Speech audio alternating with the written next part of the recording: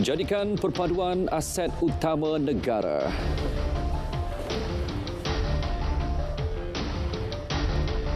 Rombongan pertama jemaah haji Malaysia selamat tiba di Madinah.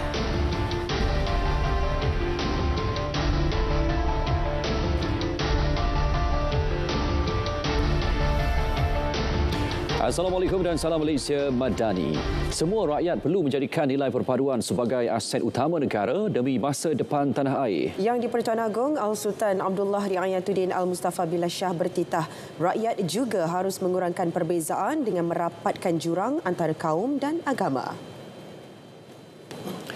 Baginda bertitah ketika merasmikan sambutan Minggu Perpaduan Negara Peringkat Kebangsaan di Kuching, Sarawak.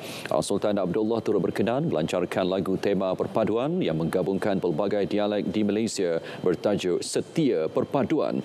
Terdahulu keberangkatan tiba, Al-Sultan Abdullah disambut Yang di-Pertua Negeri Sarawak, Tun Abdul Taib Mahmud dan Perdana Menteri Datuk Seri Anwar Ibrahim.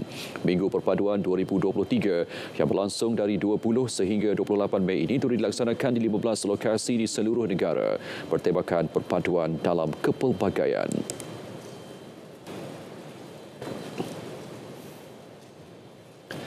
Kerajaan Perpaduan akan memberi keutamaan kepada 5 aspek bagi memperkasa pembangunan negeri Kedah. Jelas timbalan Perdana Menteri Datuk Seri Dr. Ahmad Zahid Hamidi, 5 aspek itu melibatkan perniagaan agro, pendidikan ma'had tahfiz, latihan teknik dan vokasional TVET, bekalan air serta telekomunikasi. Itu tumpuan kepada agrobisnes. Dan ini bukan hanya soal keterjaminan makanan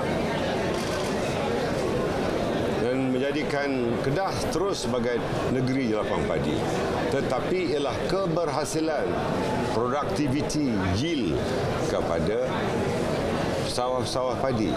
Keberhasilannya mesti dipertingkatkan. Untuk itu MADA sudah pasti akan mencari metodologi atau kaedah baru bagi mempertingkatkan yield ini, keberhasilan. Kedah di bawah KKDW akan memberikan bantuan melalui pendekatan yang sama. Keselarasan ini penting sebab sawah padi harus dibela bukan hanya dengan soal harga padi tetapi soal subsidi baja dan lain-lain bantuan. Pemasangan antena di 42 menara air aras tinggi menjadi alternatif bagi menyelesaikan masalah capaian rangkaian internet di Sarawak. Menteri Komunikasi dan Digital Fahmi Fadzil berkata kaedah itu boleh menjadi tambahan kepada lebih 600 menara telekomunikasi yang dibina oleh Perbadanan Ekonomi Digital Sarawak SDEC di seluruh negeri berkenaan. Jadi semua masalah praktikal ni saya minta diselesaikan segera dan saya minta menjelang bulan Jun ya, kita dah ada jalan penyelesaian. Sekiranya dapat kita buktikan di Bumi Kenyalang ini masalah internet dapat diselesaikan segera, ia akan diguna pakai di negeri-negeri yang lain insya-Allah.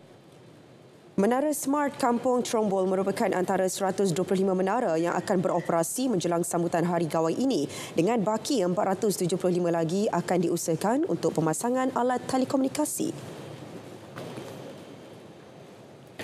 31,600 jemaah haji Malaysia yang merupakan kota penuh rasmi negara akan melepas ke Tanah Suci secara berperingkat. Penerbangan pertama jemaah haji negara bermula hari ini manakala penerbangan pulang terakhir pada 1 Ogos depan. Bagi keselesaan jemaah, penerangan berkaitan kesihatan termasuk isu cuaca telah diberi ketika kursus haji. Pasukan perubatan TH juga sentiasa bersiap siaga dalam menghadapi sebarang kemungkinan dan menjaga kebajikan jemaah haji dengan sebaiknya.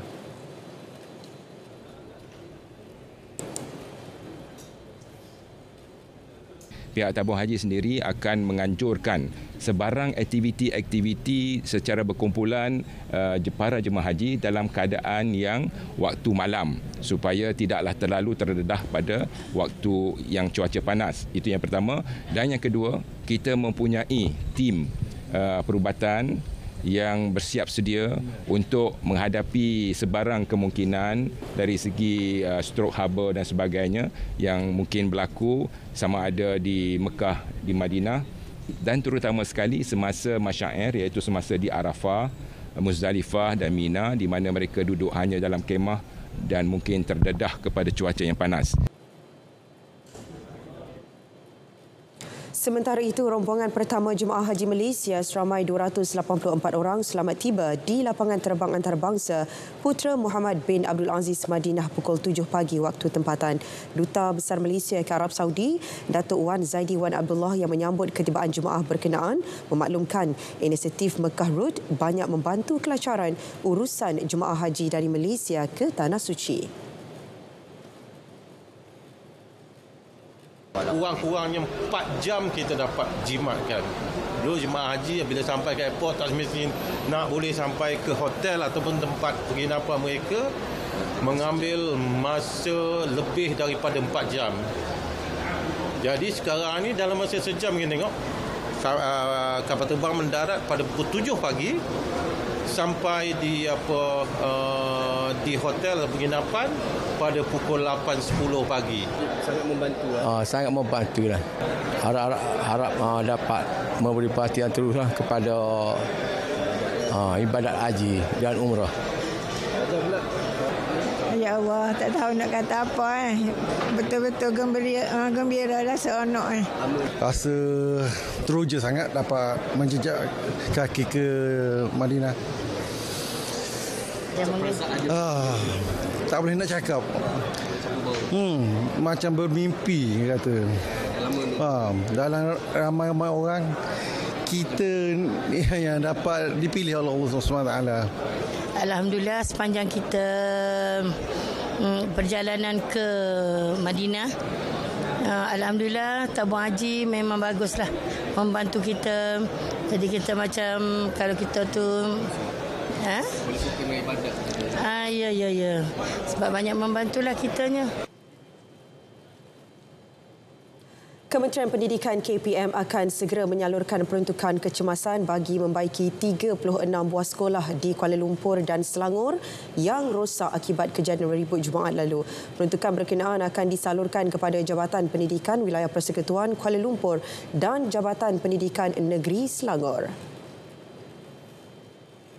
Menerusi kenyataan, KPM memaklumkan kejadian tersebut telah mengakibatkan kerosakan 27 buah sekolah di Kuala Lumpur dan 9 di Selangor. Penilaian lanjut terhadap kerosakan yang berlaku di sekolah berkenaan dengan kerjasama daripada Jabatan Kerja Raya. Menurut kenyataan itu, KPM berkata JPWPKL, JPNS dan PPG akan melaksanakan pembaikan serta pembersihan segera bagi membolehkan sesi pengajaran dan pembelajaran diteruskan tanpa sebarang gangguan.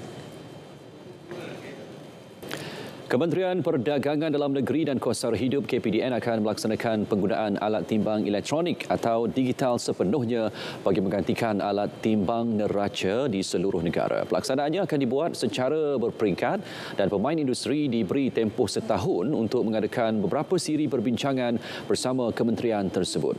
Jelas Menteri KPDN Datuk Seri Salahuddin Ayub, sesi libat urus itu bagi memastikan bekalan mesin berkenaan mencukupi dengan harga yang bersesuaian sebelum beralih ke sistem sukatan baharu. InsyaAllah selepas tahun itu nanti sekiranya kita dapat mencapai objektif, kita akan laksanakan sepenuhnya supaya isu-isu kepenggunaan yang melibatkan timbang dan sukat ini akan dapat kita atasi, kita depani dengan cara yang lebih profesional. Mesin yang menggunakan kaedah elektronik ini, maka ketepatannya tidak boleh dipertikaikan jika dibandingkan dengan mesin manual. Beliau berkata demikian selepas merasmikan Majlis Sambutan Hari Meteorologi 2023. Pada majlis itu, syarikat di Meteorologi Sdn Bhd menerima sijil Malaysia Book of Records kerana mencatat 3,197 jumlah verifikasi alat timbang dan sukat, iaitu paling banyak dalam tempoh sehari pada Mei lalu. Lembaga Pemasaran Pertanian Persekutuan Fama sedia melibatkan kaedah bilangan penduduk, pasar raya dan daya beli penduduk di lokasi pilihan dalam usaha menambah jumlah pasar tani di seluruh negara. Ini bagi memastikan pengguna mendapatkan bekalan makanan mencukupi pada harga berpatutan. Ketika ini terdapat lebih 250 pasar tani di seluruh negara dan turut mensasarkan penambahan 14 lagi pasar tani tahun ini.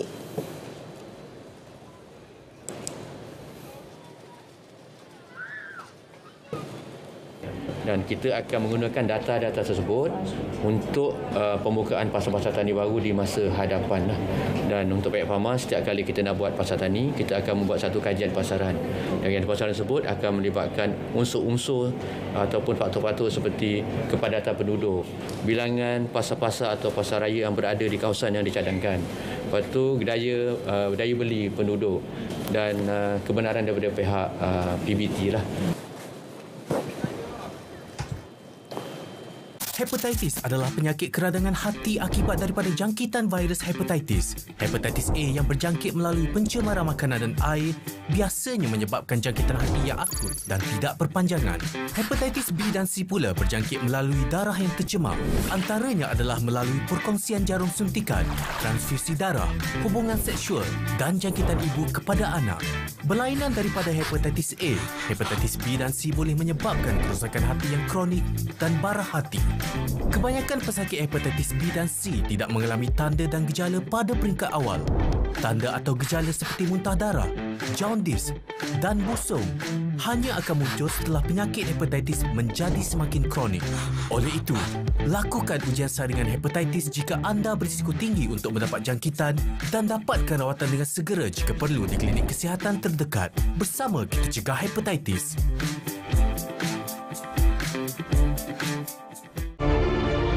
Kalau mau ekonomi berkembang, kalau mau hasil bertambah, kita kena lawan dan hapuskan perasuah-perasuah besar ini.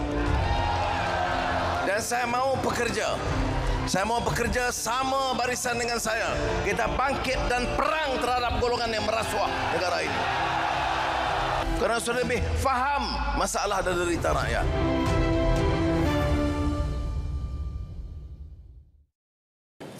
Masih bersama berita perdana. Misi Malaysia Everest 2023 yang meragut nyawa seorang pendaki negara perlu dijadikan iktibar untuk lebih memperkemas serta meningkatkan persediaan sebelum menawan gunung tertinggi di dunia itu. Pelbagai aspek perlu ditambah baik bagi menangani risiko kejadian luar jangka. Selalunya kita yang tawan Everest. This year is a bit opposite. Everest yang tawan kita. Luka kita tahun ni agak mendalam. Alright. So, it's time to study. It's time to fikir balik. Ada banyak lagi aspek yang lain yang perlu di-study, diuruskan dengan betul, dengan tepat untuk mereduce atau mengurangkan risiko naik gunung Everest. Ya. So, diharap semua orang akan ambil inisiatif untuk jangan pandang rendah pada Everest. Misi menawan ekspedisi Himalaya Sports Everest Lhotse 2023 terpaksa dihentikan selepas kecederaan radang dingin atau frostbite yang dialami Ravichandran. Terdahulu, Wisma Putra mengesahkan Pengarah Angkatan Pertahanan Awam Negeri Kedah, Lieutenant Colonel Awang Askandar Ampuan Yaakob meninggal dunia pada Jumaat 19 Mei lalu ketika misi Malaysia Everest 2023. Menerusi kenyataan Kedutaan Besar Malaysia di Kathmandu, jenazah kini dalam proses dibawa turun dari Gunung Everest ke hospital di Kathmandu bagi tujuan bedah siasat dan pengurusan. Wisma Putra turut mengesahkan kehilangan salah seorang peserta ekspedisi yang juga merupakan orang kurang upaya OKU, Muhammad Hawari Hashim. Kemajuan teknologi terkini industri pertahanan dan komersil menjadi antara objektif penganjuran Pameran Maritim dan Aeroangkasa Antarabangsa Langkawi 5. Sekaligus memberi pendedahan dan menggalakkan perkembangan sektor berkenaan dalam negara. Perinciannya bersama rakan wartawan Syamimin Saripan.